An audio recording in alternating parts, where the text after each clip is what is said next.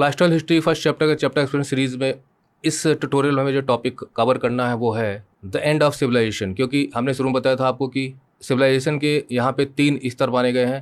मतलब जो हमने पढ़ा जो मैच्योर सिविलाइजेशन है वो 2600 से 1900 BCE तक मानी गई है। इसके बाद इसका जो है वो लेटर स्टेज स्टार्ट हो जाता है जो लगभग 1300 BC तक जाता है।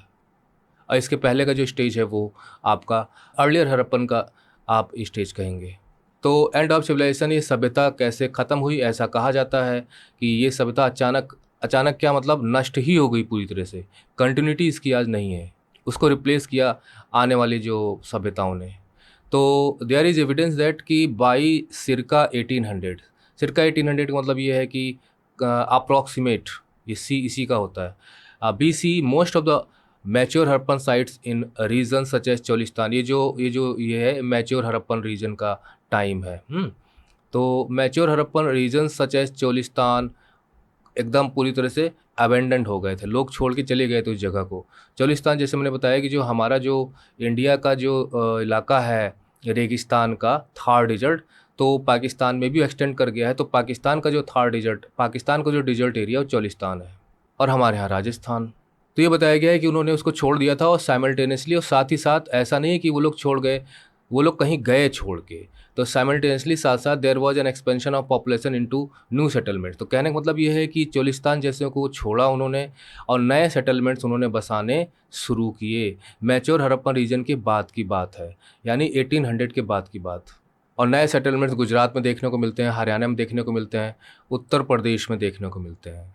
तो in the few Harappan sites that continue to be occupied after 1900 BC, तो अगर हम उन हड़प्पन साइट्स की बात करें जो 1900 के बाद भी जो बनी रही है ना, जो अभी हमने यहाँ पे आपको डेट दी थी, ये वाली डेट, क्योंकि 1800 BCE तक ही मतलब देखा जाए तो 1900 नहीं पहुँचे हैं, चोलिस्तान वगैरह छोड़ दिया गया था।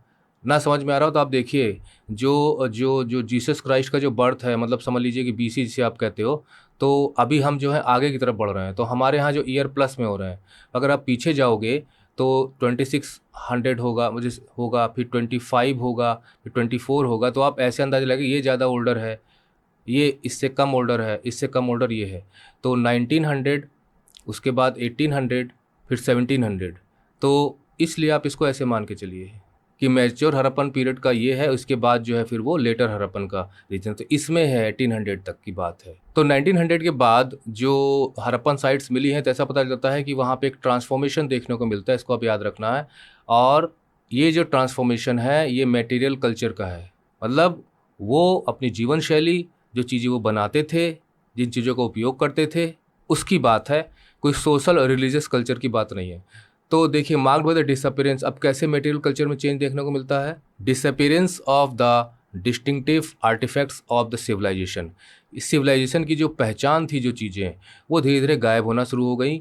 जैसे कि वेट्स हैं, सील्स हैं, स्पेशल बीट्स हैं, ये नहीं मिल रही हैं जो एक्सपेंशन जो साइट्स का देखने को मिलता है उन इलाकों में।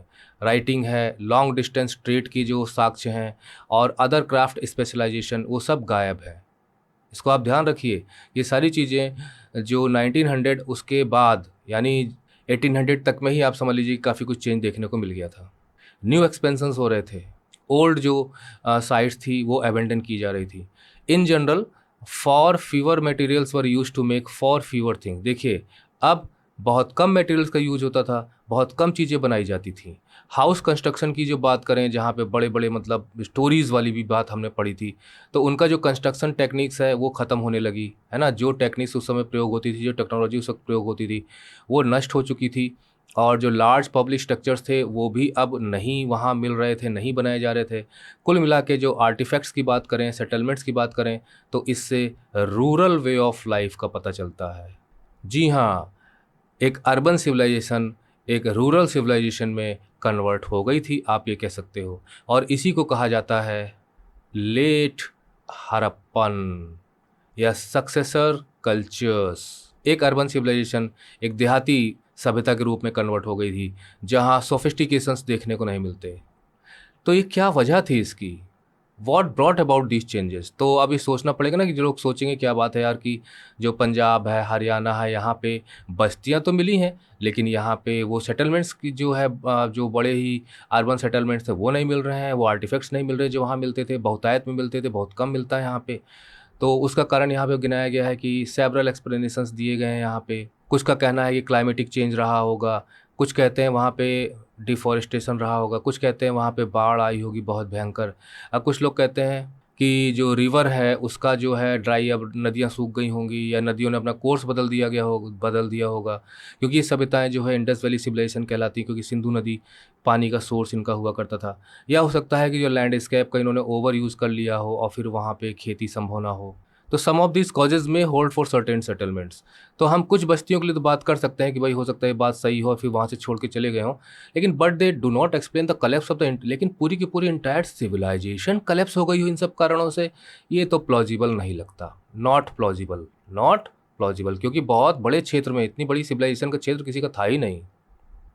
ऐसा लगता है दैट कि ये जो स्ट्रॉन्ग यूनिफाइंग एलिमेंट था, मतलब जो पूरा का पूरा जो ये जो सिविलाइजेशन का इलाका था, है ना, तो इसका कोई ना कोई जो अथॉरिटी इसको कंट्रोल करती थी, जो पावर्स को कंट्रोल करती थी, जो चीज़ इसको जोड़ के रखती थी, इसके जो यूनिफाइंग एलिमेंट्स थे, यूनिफाइंग एलिमेंट्स, अब वो शायद रहा होगा कि एक स्टेट था। यानी अगर हम इसे पूरे के पूरे एक स्टेट माने तो भी एक यूनिटी मानी जाएगी। एक स्टेट मतलब कम से कम, जैसे मान लीजिए इंडिया एक स्टेट है, तो इसमें चाहे जितने डिविजन्स हो अंदर, लेकिन एक वन स्टेट हम इसे कहेंगे, वन कंबाइंड एलिमेंट हम इसे कहेंगे, वन कंबाइंड एंटिटी हम इसे कहेंगे। जैसे डिफरेंट डिफरेंट घर बने हैं, डिफरेंट डिफरेंट घर बने हैं, तो दे आर सेपरेट, लेकिन अगर हमने इनकी बाउंड्री बना दी और यहाँ पे एक बोर्ड लगा दिया सोसाइटी और नाम रख दिया, तो ना एक जो सोसाइटी का जो नाम है इसे यूनिफाई कर देगा कि part of a single society. तो उस प्रकार से जो स्टेट था एक यूनिफाइंग एलिमेंट था, है ना। और परहैप्स द हड़प्पन स्टेट एक यूनिफाइंग एलिमेंट था, वो शायद खत्म हो गया, मतलब स्टेटहुड उसका खत्म हो गया। This is evidenced by the disappearance of seals, क्योंकि सील्स गायब हैं। अब सील्स जो हैं वो कहीं ना कहीं अथॉरिटी की प्रतीक थी, ब्रांड की प्रतीक थी, एक आइडेंटिटी प्रोवाइड करती थी ओनर की। This is evident by disappearance seal. The script भी गायब है, और जो बीट्स बना करती थी, पोएट्री बना करती थी, वो भी गायब है। डिस्टिंक्टिव पोएट्री मतलब खास खास, जैसे फायांस वगैरह की जो बनती थी। The shift from standardise weight system का जो स्टैंडर्ड, कहने का मतलब है कि लगता है जैसे नए लोग आ गए थे, उन्हें पुरानी की जानकारी नहीं थी, या वही लोग यहाँ आ गए होंगे, तो जो उस सभ्यता को भव्य बनाते थे वो चीज़ें खत्म हो गई थी। तो यूज़ ऑफ लोकल वेट्स मिलते हैं, और डिक्लाइन इन अबेंडमेंट सिटीज़, और जो सेटलमेंट्स थे उनमें डिक्लाइन देखने को मिलता है, या लोग उन सेटलमेंट को, शहरों को छोड़ के चले गए वहाँ से। The subcontinent would have to wait for a, कहने का मतलब ये है कि मोहनजोदारो, हड़प्पा जैसे जो अर्बन सिविलाइजेशन थी वो एक प्रकार से देखा जाए तो खत्म हो गई थी। लेटर हड़प्पन पीरियड में हास देखने को मिलता है, लोगों का मूवमेंट देखने को मिलता है। और उसके बाद यहाँ जो लिखा गया उस पर ध्यान दीजिए, द सब कॉन्टिनेंट मतलब इंडिया जो आज है उसके आसपास के इलाकों को मिला के सब कॉन्टिनेंट कहा जाता है।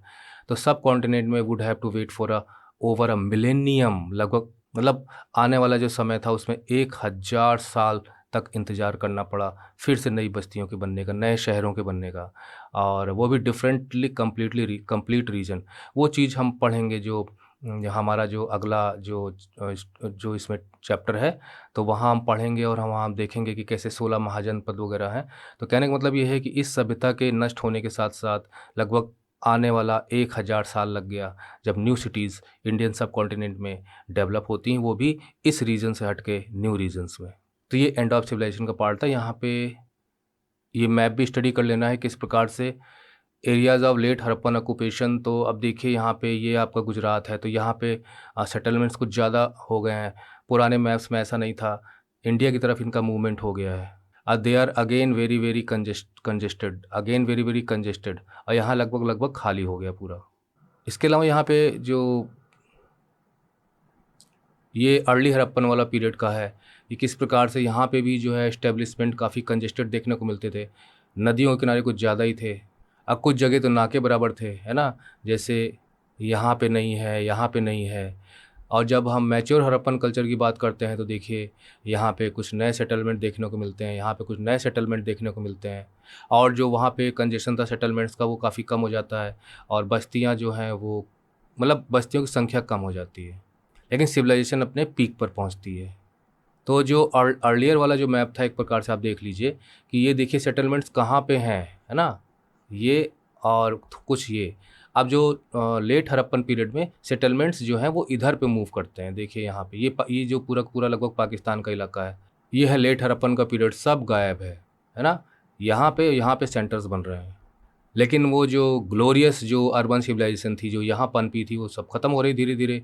और यहाँ पे कोई यूनिफॉर्मिटी देखने को नहीं मिलती है, वो सील्स वेट्स बड़े बड़े कंस्ट्रक्शंस देखने को नहीं मिलते हैं। तो यहाँ जो लिखा गया है ये यहाँ पे ये क्या किसी ने आक्रमण किया था क्या सिविलाइजेशन पे, तो उसके साक्ष्य यहाँ पे मैं पूरा तो नहीं पढ़ सकता, पर मैं आपको छोटे में बता देता हूँ कि यहाँ पे डेड मैन लेन की बात हो रही है, जहाँ मतलब वहाँ पे स्केलेटन्स वगैरह पाई गई हैं, जैसे कि स्कल है ना, उसकी जो बोन्स हैं, मतलब उसकी छाती का जो भाग है और उसके आर्म का जो मतलब बाजू का जो भाग है वो मिला है। इसके अलावा स्कल के कुछ टुकड़े मिले हैं, इसी वजह से यहाँ पे डेड मैन लेन इसे कहा गया है। तो ये तो 1931 की बात है। 1925 की जो बात की जाए तो उसमें 16 स्केलेटन्स मिले हैं, और स्केलेटन्स जो मिले हैं उन्होंने ऑर्नामेंट्स भी पहने हुए हैं अपने अपने, मतलब they died while they were wearing their ornaments. और मोहनजोदाड़ो के सेम पार्ट में मिले थे जहाँ पर ये है, यहाँ जॉन मार्शल का है। इसके अलावा 1947 में जो व्हीलर साहब थे, आर एम व्हीलर, तब वो डायरेक्टर जनरल थे एएसआई के, आर्कियोलॉजिकल सर्वे ऑफ इंडिया के। तो उन्होंने कोशिश की कि जो ऋग्वेदा में जो चीज़ें लिखी गई हैं उनको कनेक्ट करने की कोशिश की। तो ऋग्वेदा में जो है पुर की बात है, पुरंदर यानी जिन्हें इंद्र कहा जाता था, है ना, तो इनकी बात की गई है। आर्यन वार गॉड यहाँ लिखा गया है। और हड़प्पा जो था वो नॉन आर्यन सिविलाइजेशन थी। और पुर माने होता है मतलब गढ़, आप कह सकते हो बड़े बड़े किलेबंदी वाले जो इलाके होते हैं, सिटाडेल वगैरह, तो उनको नष्ट करने की बात की गई। तो ये सिटाडेल्स कहाँ थे जिनको नष्ट किया गया था?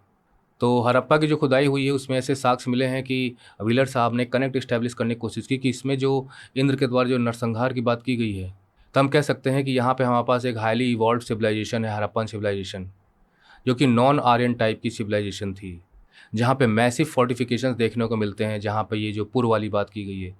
तो इसको किसने नष्ट किया? एक सेटल्ड सिविलाइजेशन थी, इसको किसने नष्ट किया? तो क्लाइमेटिक, इकोनॉमिक, पॉलिटिकल डिटोरेशन तो एक मतलब हो सकता है एक बनी इन्होंने वीक किया और सब पे असर पड़ता है, आज भी असर पड़ता है। लेकिन जो इसका अल्टीमेट जो एक्सटेंशन है, यानी पूरे के पूरे इसका जो खात्मा है, संहार है, वो कहीं ना कहीं इंद्र से जोड़ा जा सकता है। जो लार्ज स्केल डिस्ट्रक्शन है, शायद सिविलाइजेशन इसलिए ख़त्म हो गई हो, और यहाँ पर मैन, वीमेन और चिल्ड्रन का मैसेकर हुआ हो, और यहाँ पे फिर इंद्र ने किया तो इंद्र ही अभियुक्त है, यहाँ पे स्टैंड्स अक्यूज्ड। तो ये है 1946 1947 की बात हो गई। 1960s में क्या है कि जो मोहनजोदाड़ो में जो मैसेकर की बात की गई है उस पर क्वेश्चंस रेज हुए, क्योंकि उसमें जो आर्कोलॉजिस्ट थे जॉर्ज डेल्स, उन्होंने कहा कि भाई जो वहाँ पे बॉडीज़ मिली हैं, स्केलेटन्स मिले हैं, वो सिर्फ एक ही एज के तो थे नहीं, did not belong to same period. तो how can you say that कि ये जो है यहाँ पे जो है इन्होंने बात कही है, व्हीलर साहब ने, सही है। लेकिन उसके आगे और भी कंटेंशन किया गया है। ये आपका 1964 के आसपास की बात है कि भाई जो बोन्स, जो स्केलेटन्स मिली हैं, उनकी बोन्स मिली हैं, तो उसमें देखने को मिलता है कि बहुत ही स्लोपीएस्ट और बहुत ही इर्रेवरेंट नेचर में उनका बरियल देखने को मिलता है। मतलब ऐसे ही बड़े हल्के में, कोई उसमें ऐसा नज़र नहीं आता कोई भव्यता प्रदान की गई हो, लापरवाही से, है ना, कोई श्रद्धा उसमें दिखती नहीं जिस तरह से दफनाया गया था। कोई बहुत बड़ा डिस्ट्रक्शन देखने को नहीं मिलता है, कोई एक्सटेंसिव बर्निंग देखने को नहीं मिलती है। बॉडीज़ और वॉरियर्स हैं, ऐसे बॉडीज़ भी नहीं मिली हैं जिन्होंने आर्मर पहने हों, है ना, वेपन्स वगैरह वॉर के नहीं मिलते। सिटाडेल जो हैं, ऐसा नहीं लगता कि कोई फाइनल डिफेंस के लिए उन्होंने कोशिशें की हों। तो यहाँ पे कुल मिला के हम कह सकते हैं कि जब कोई भी चीज़, कोई एक्सप्लेनेशन दिया जाता है, इस तरह से सभ्यताओं की खोज से रिलेटेड जब चीज़ें मिलती हैं, उन पे कोई रिकन्स्ट्रक्ट की जाती है हिस्ट्री, तो बार बार केयरफुल री एग्जामिनेशन से जो डेटा मिलता है, तो उससे हम जो इंटरप्रिटेशंस अपने चेंज करते हैं, रिवर्सल ऑफ अर्लियर इंटरप्रिटेशंस, पहले किसने क्या कहा था, दूसरी वाली जो आगे चीज़ें जो मिलती हैं उससे इन्फॉर्मेशन जो मिलती है, तो इसको काटा भी जा सकता है जो पुरानी पुरानी बात कही गई थी। तो री इंटरप्रिटेशंस होते हैं on the basis of the new evidence that are found in civilizational areas from the earth. तो इंटरप्रिटेशंस बदलते रहते हैं। इसके बाद जो हमारा जो टॉपिक है डिस्कवरिंग द हड़प्पन सिविलाइजेशन, और उसके बाद 11 टॉपिक और रह जाएगा, तो ये अगले ट्यूटोरियल के हिस्से होंगे। Okay, ending the tutorial. Bye bye, study well and take care.